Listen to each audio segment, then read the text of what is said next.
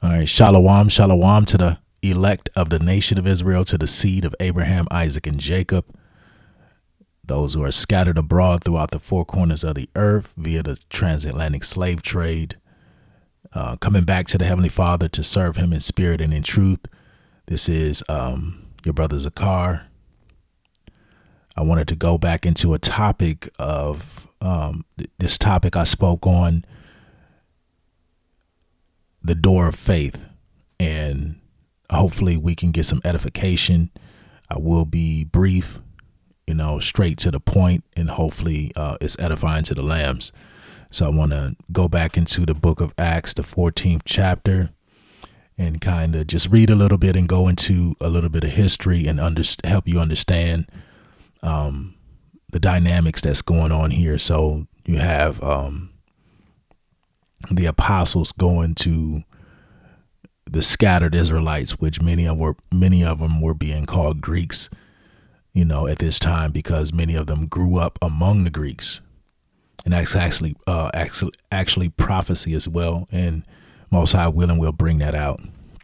So this is the book of Acts chapter 14, verse 1. It says, "And it came to pass in Iconium that they went both together into the synagogue of the Jews, and so spake.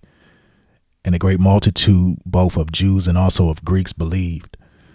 And a lot of people see that word Greeks and they get thrown off. Well, many people were called Greeks at this time, but you had Israelites that were Hellenized, but you also had Israelites that were completely absorbed into the cultures of the other nations. So the Hellenized Jews, they actually kept their customs. They just spoke Greek, and they took on some of the Greek ways, so they patterned themselves after the manner of the Greeks, but they also identified as being Jews. So they were consciously aware of their heritage. Well, you also had Israelites that were scattered amongst these nations, and they had lost their distinctive covenant identity, so those people would just be called Greeks if they lived in these regions, which the Greek word will be Hellene. So the word here is Hellene. And you actually see this word being used in John chapter 7. So in John chapter 7, Yahweh Shai, he's having a discourse with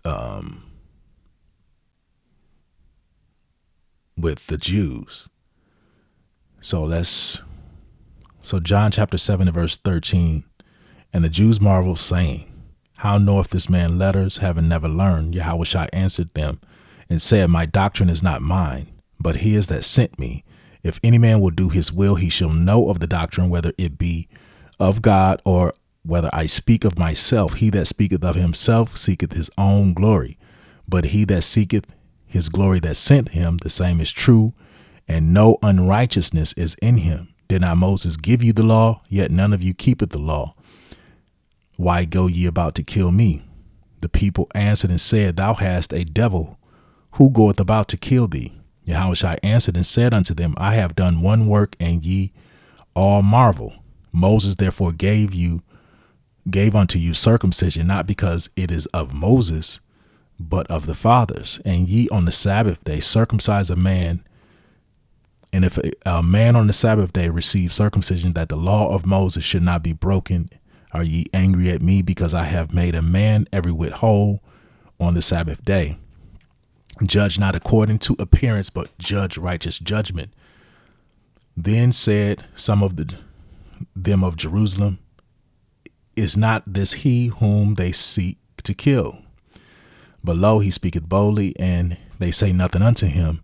Do the rulers know indeed that this is the very Mashiach, or anointed? Howbeit, we know that this man whence he is, but when Hamashiach cometh, no man knoweth whence he is. Then cried Yahushua in the temple,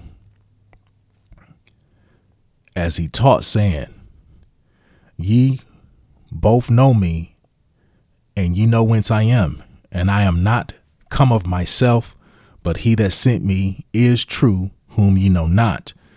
But I know him, for I am from him, and he hath sent me. Then they sought to take him, but no man laid hands on him, because his hour was not yet come. And many of the people believed on him, and said, when Hamashiach come, will he do more miracles than these which this man hath done? The Pharisees heard the people murmuring such things concerning him, and the Pharisees and the chief priests sent officers to take him. Then said Yahushua unto them, yet a little while I am with you. Then I go unto him that sent me. Ye shall seek me, and shall not find me. And where I am, thither ye cannot come. Then said the Jews among themselves, whither will he go, that we shall not find him?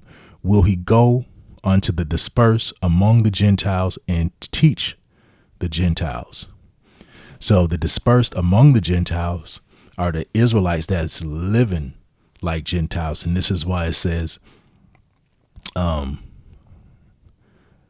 said the Jews among themselves, whither will he go, that we shall not find him? Will he go unto the dispersed among the Gentiles, and teach the Gentiles? So both of the words here is the same word as Helene. So it just means somebody who's a native of one of those Greek islands. It says Greek either by nationality, whether a native of the mainland or of the Greek islands or colonies. And a wider sense, the name embraces all nations, not Jews, that made the language, customs, and learning of the Greeks their own. The primary reference is to the difference of religion and worship. So by custom, the Israelites were called Greek. So let's just Google something here.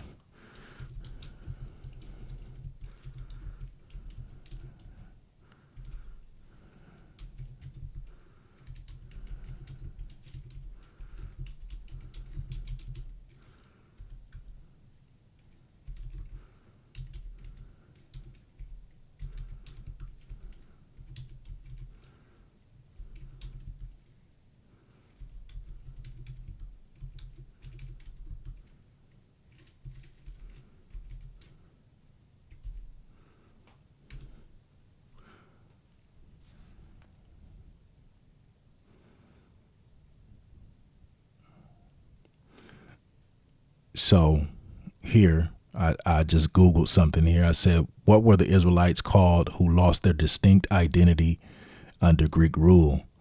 It says the Israelites who lost their distinct identity under Greek rule were often called Hellenist. And the Hellenist is, they're actually the Hellenistic Jews. They did not lose their distinct identity. It says a term for Jews who deeply adopted Greek language and culture, essentially becoming Greek speaking Jews, right? Because this is a conscious decision. So that's slightly right, but it's not completely right, because the Greek speaking Jews they made a conscious decision to learn Greek. It says, though the term Hellenese, Greeks could also sometimes refer to these assimilated Jews, differentiating them from traditional Hebrews in Judea. They blended into the broader Hellenistic world, losing touch with traditional Jewish practices and identity, a phenomenon distinct from the non-Jewish Greeks.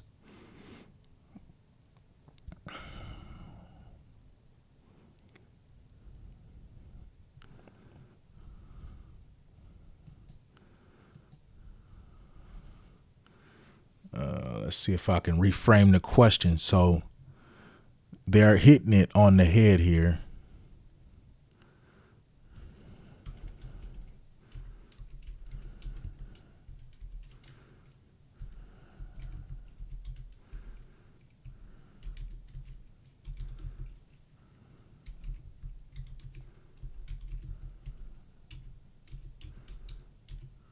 So I'll frame it a little bit more straightforward.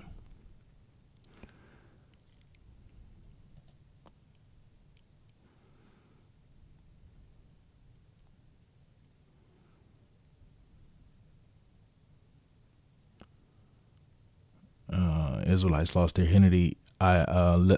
history and identity after being exiled by the Assyrians, known as the 10 lost tribes.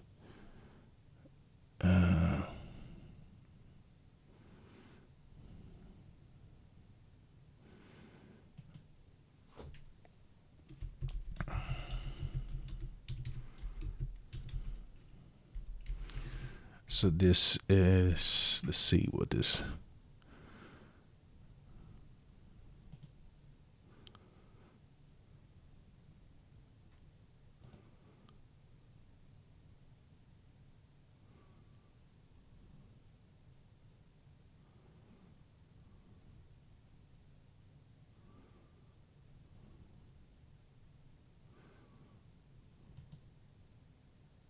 So I'll come back here, but they actually hit it somewhat on the head on the first one.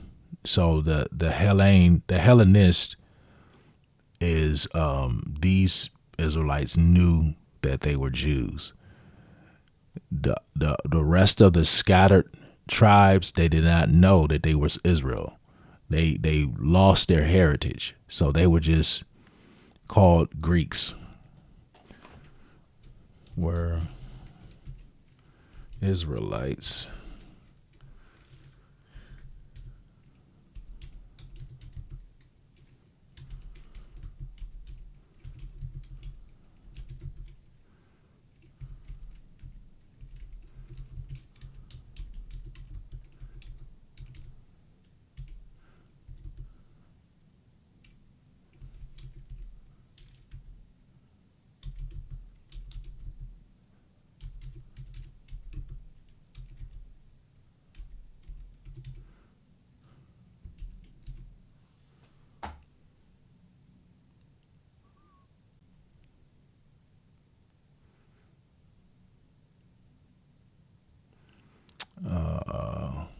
Culture.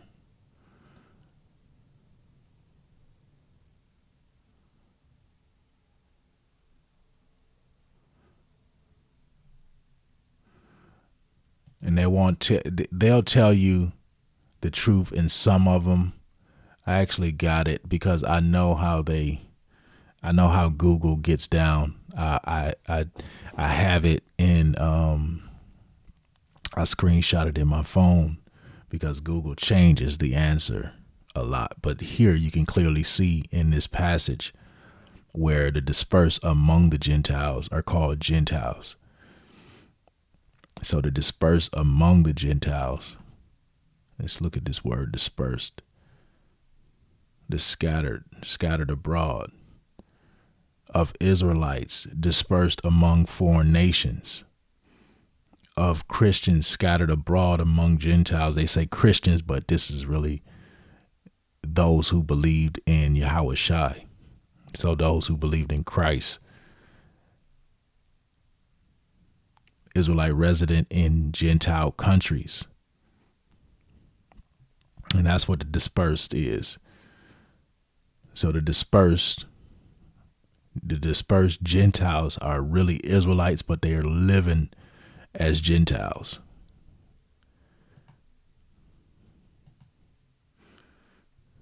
And so let's get to why faith is so important. Because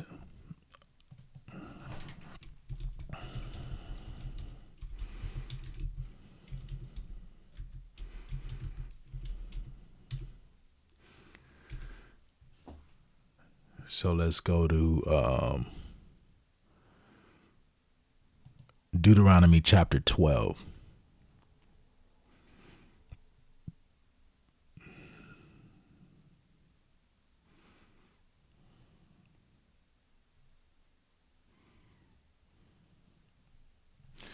So Deuteronomy chapter 12 and verse 11. It says, there shall be a place which the Lord your God shall choose to cause his name to dwell there. Thither shall ye bring all that I command you, your burnt offerings and your sacrifices, your tithes and your heave offering, the heave offering of your hand, and all your choice vows which ye vow unto the Lord. And ye shall rejoice before the Lord your God, ye and your sons and your daughters and your men servants and your maid servants, and the Levite that is within your gates, for as much as he have no part nor inheritance with you.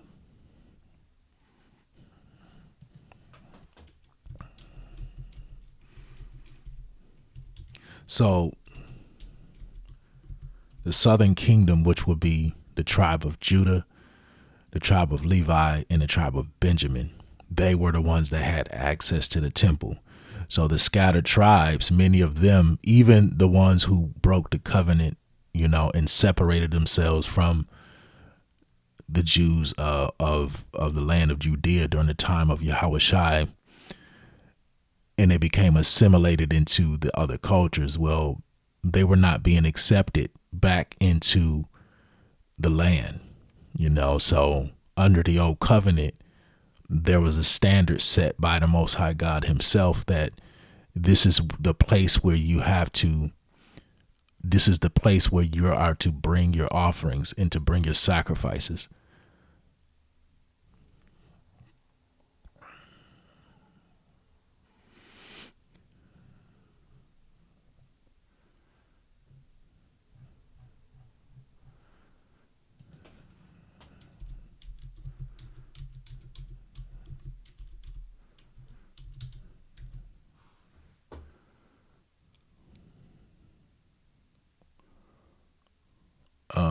Yeah.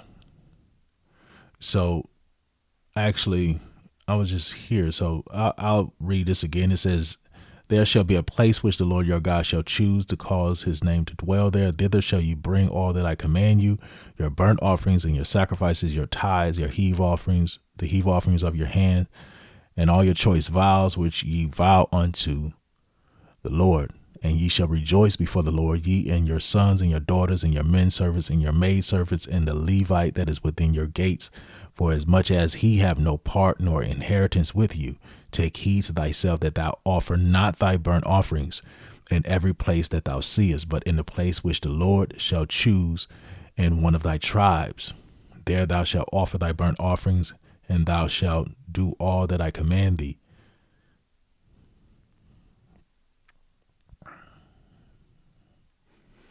So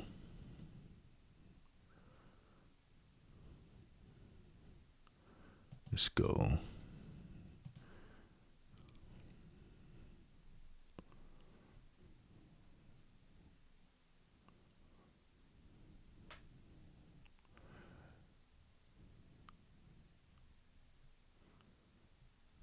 So the city of David is the place where he set his name.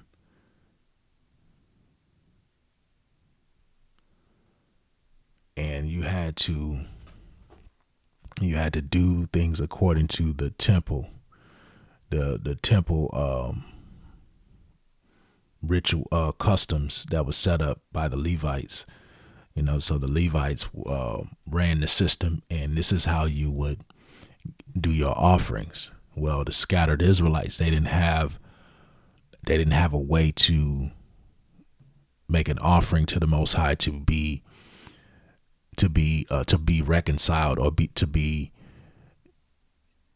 justified in a sense. So the gospel became a new way. So faith in the suffering servant, or the lamb, the true sacrifice, which is Yahweh Shai, had to be preached, and is still being preached to us in the latter days, because this is how we're justified in the eyes of the Most High. So you're justified by faith in Yahweh Shai.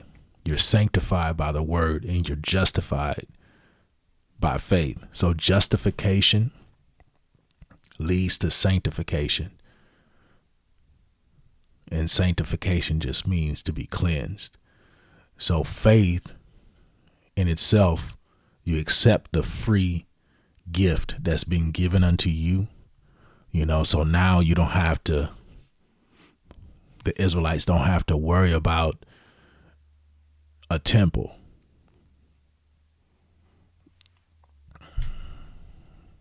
To make offerings.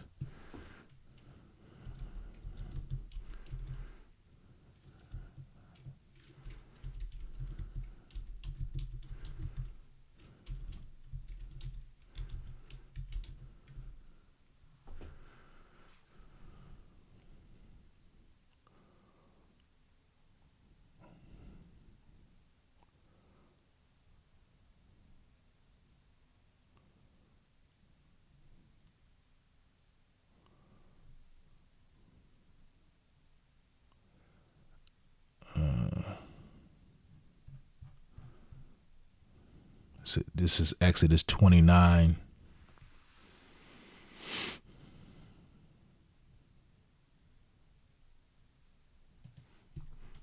Let's see, bring it.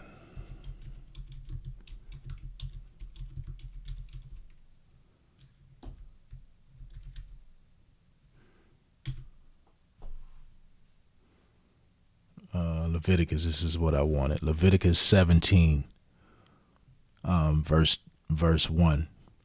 And the Lord spake unto Moses, saying, Speak unto Aaron and unto his sons and unto all the children of Israel, and say unto them, This is a thing which the Lord have commanded, saying, What man soever there be of the house of Israel that killeth any ox or lamb or goat in the camp, or that killeth it out of the camp, and bringeth it not to the door of the tabernacle of the congregation to offer an offering unto the Lord before the tabernacle of the Lord, blood shall be imputed unto that man. He hath shed blood, and that man shall be cut off from among his people, to the end that the children of Israel may bring their sacrifices which they offer in the open field, even that they may bring them unto the Lord, unto the door of the tabernacle of the congregation, unto the priests, to offer them for peace offerings unto the Lord. So there was a strict system that was set up, and you had to bring your offerings to a specific place where the Most High God set his name up, where, well, under the doctrine of Yahushua, which is the New Testament, there is a new standard. You still are making your offering, but it's sort of like a elevated status of offering. So you, as the Apostle Paul states, the Israelites, and this is a commandment here. So Romans chapter 12 in verse 1, it says, I beseech you therefore, brethren, by the mercies of God, that ye present your bodies a living sacrifice, acceptable unto God, which is your reasonable service, and be not conformed to this world, but be ye transformed by the renewing of your mind, that ye may prove what is that good and acceptable and perfect will of God. So you have to, you're proving what is that good and acceptable and perfect will of God by offering your body up as a living sacrifice. And that's the beauty of the new covenant, the beauty of the doctrine of grace. It says, For I say, through the grace given unto me, to every man that is among you, not to think of himself more highly than he ought to think, but to think soberly, according as God has dealt to every man the measure of faith.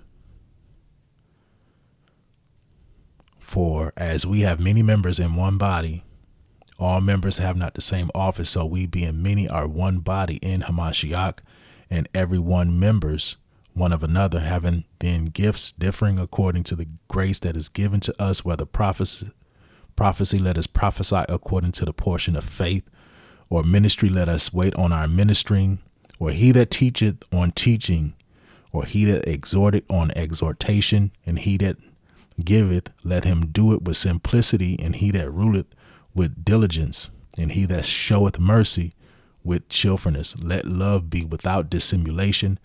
Abhor that which is evil, and cleave to that which is good. So he's going into how to present your body as a living sacrifice. As you go down this list, you read this whole chapter, so this is preparing you to be worthy to bear the name of Yahushua, to be in his presence, so to properly apply faith in him, which is equivalent. It's actually a higher form of sacrificing.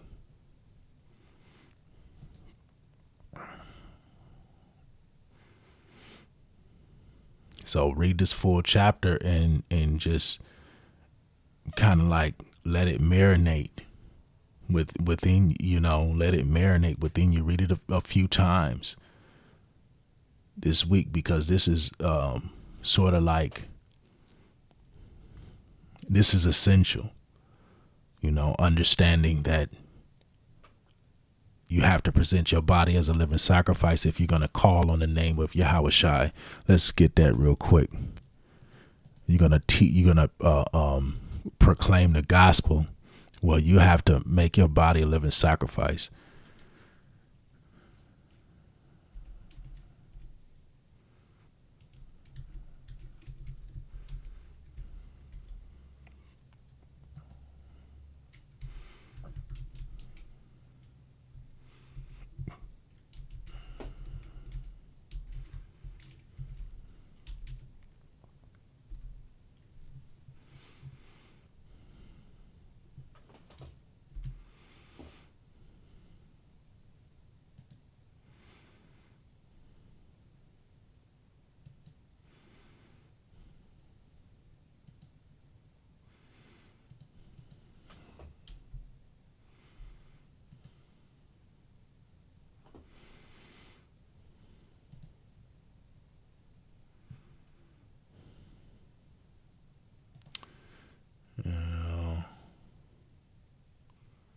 What's going on? Slakia.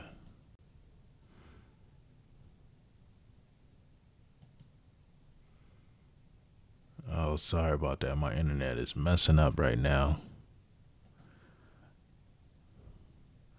So I'll